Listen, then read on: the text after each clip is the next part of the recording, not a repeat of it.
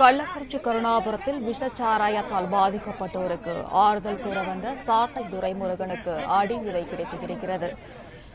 இது குறித்தான விவரங்களுடன் இணைகிறார் வேல்ராஜ் அவர்கள். வணக்கம் சார், நீங்க விவரங்களை பதிவு பண்ணலாம்.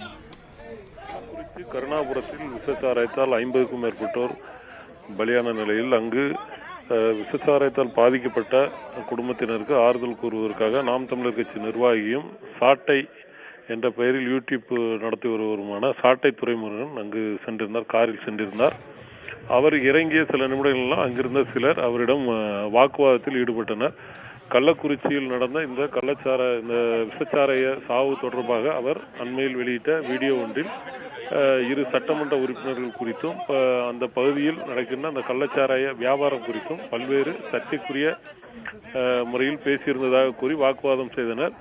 இந்த வாக்குவாதம் முற்றியதில் ஒருவருக்கொருவர் கைகலப்பில் ஈடுபட்டனர். சிலர் சாட்டை துரைமுருகனை சூழ்ந்து கொண்டு தாக்கினர், சிலர் தாக்க மீண்டனர், அவரும் பதிலுக்கு தாக்கினார். இதனால் சிறிது நேரம் அங்கு பரபரப்பு ஏற்பட்டது.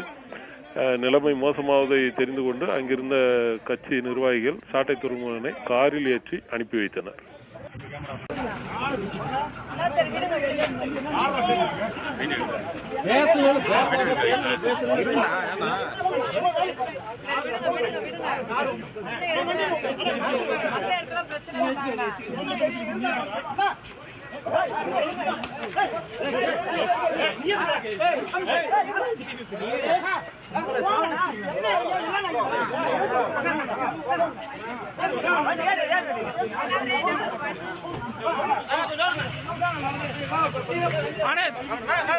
Camera.